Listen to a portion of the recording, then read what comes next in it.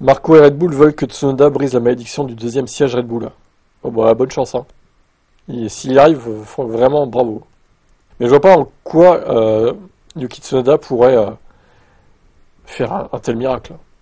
Alors, Marco a révélé que l'équipe prévoit d'adopter une approche différente pour s'assurer que Tsunoda a toutes les cartes en main pour réussir.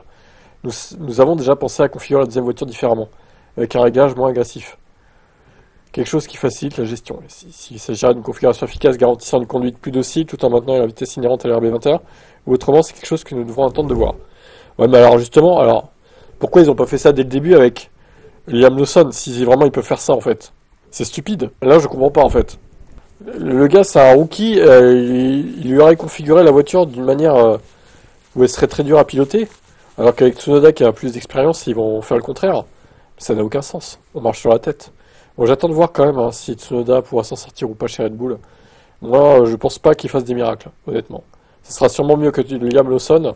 En même temps, c'est pas dur de faire mieux. Mais de là à parler de miracle, je suis pas sûr. Fernando Alonso. Nous sommes dans un monde différent par rapport au Tour du V10. Ah oui, ça sent mal parti, hein.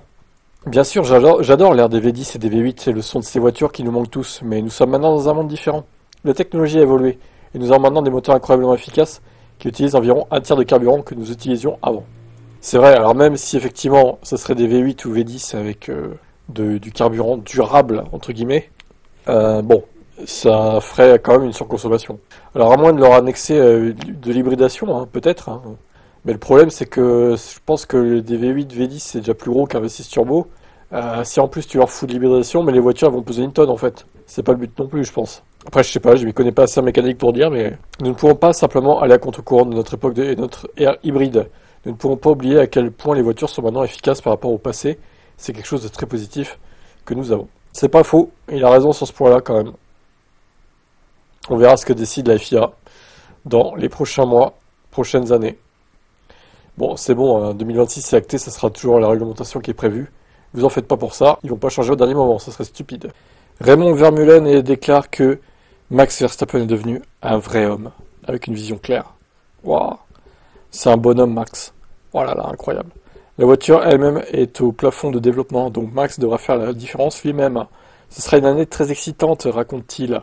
Je pense qu'en tant que pilote, il va énormément apprécier cette saison, même s'il ne le dira pas à haute voix.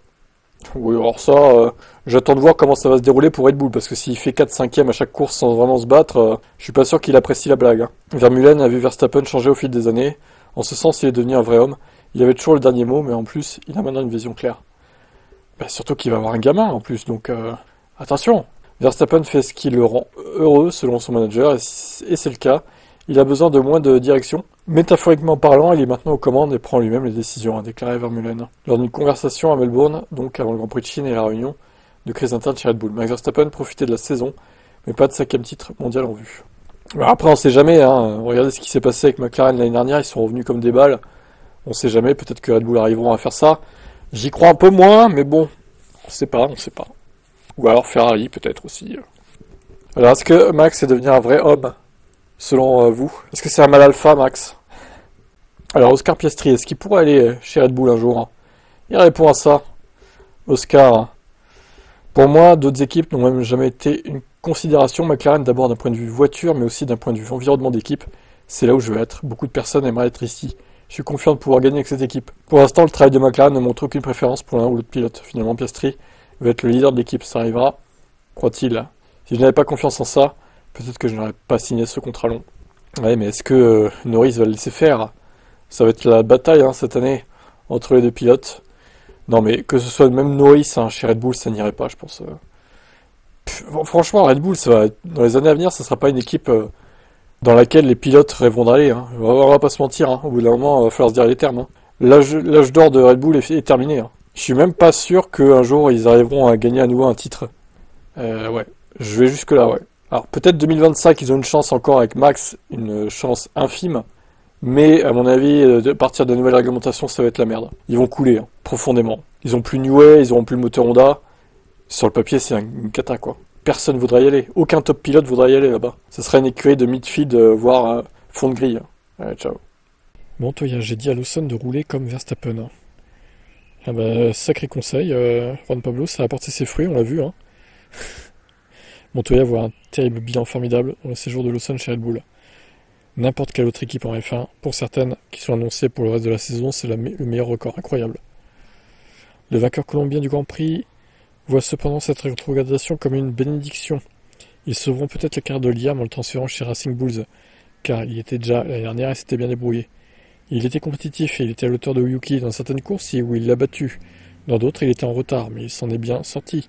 Il aura l'occasion de remonter dans une voiture et de dire « Oh, ça me semble normal ». Le principal problème que Montoya voit chez Red Bull Racing n'a rien à voir avec les pilotes, mais c'est plutôt l'équipe. Le problème, c'est que je ne sais pas si c'est le noyau technique de Red Bull qui est en cause.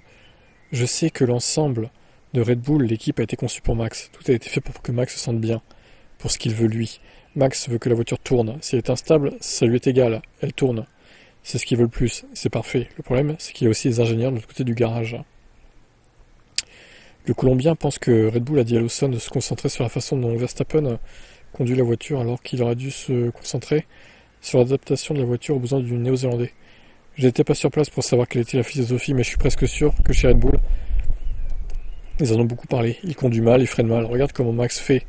Regarde comment Max desserre le frein. Regarde comment Max bouge ses mains. Et au lieu de dire, allez, je vais changer la voiture, l'ingénieur a essayé de lui dire comment il devrait la conduire. Ah oui, donc d'accord, le titre, c'était pas Montoya qui avait dit ça, ok. Je me disais, c'était bizarre qu'il ait parlé à Liam Lawson. Montoya se souvient d'avoir vécu quelque chose de similaire chez Williams, après avoir perdu beaucoup de temps autour sur son coéquipier Ralph, parce qu'il se sentait pas capable de conduire la voiture et que son ingénieur ne s'adaptait pas à ses besoins. J'ai besoin de quelqu'un d'autre, car je n'ai pas besoin d'un entraîneur, j'ai besoin d'un ingénieur, j'ai besoin de quelqu'un qui, au lieu de dire que je conduis mal, change la voiture pour mon style de pilotage, pour que je puisse la conduire. C'est exactement ce dont Red Bull a besoin. Red Bull doit embaucher quelqu'un et construire l'autre côté du garage avec cette personne, et pour cela ils doivent prendre le temps. Pour eux, Yuki est la personne parfaite. Bah écoutez, on verra. En tout cas, il a bien taillé Red Bull, encore une fois. On rappelle que son fils Sébastien est dans le groupe Red Bull, dans le giron Red Bull, donc non, mais c'est bien, il dit ce qu'il pense, sans filtre, sans langue de bois. C'est bien, Juan Pablo, continue comme ça. Lawrence signe un nouveau contrat à long terme avec Aston Martin. Donc, qu'est-ce qu'il a fait encore, Lawrence? Aston Martin a vendu sa participation dans l'équipe Aston Martin F1. En conséquence, Stroll Senior augmente sa participation dans Aston à 33%. Il a également renforcé le bilan d'entreprise d'environ 150 millions d'euros. Stroll veut s'assurer qu'un acheteur soit trouvé pour la participation dans Aston Martin Lagonda. Il a chargé la banque d'investissement Ren Group de le faire. Cette partie travaillera avec Jeff Slack, directeur commercial d'Aston Martin, pour trouver un investisseur. Il a déclaré: ces mesures montrent que la place d'Aston Martin sur la grille de Formule 1 est aussi sécurisée que jamais. AML s'est récemment engagé à nouveau dans un accord de sponsoring et de licence à long terme avec AMF1, confirmant que la marque légendaire Aston Martin et les couleurs de course britanniques sont impliquées en Formule 1 pour les décennies à venir. Pour les décennies à venir, carrément, quoi. Ouais, je suis pas sûr de terme décennie, quand même. Je pense qu'un jour, il vendra à lui. Il restera pas à vie jusqu'à sa mort en Formule 1. Je pense pas, honnêtement. Je vois pas ça comme ça, mais bon. Bah, écoutez. En tout cas, il a fait ses petites tractations, Lawrence. Est-ce qu'il signera Verstappen? On verra. Ciao.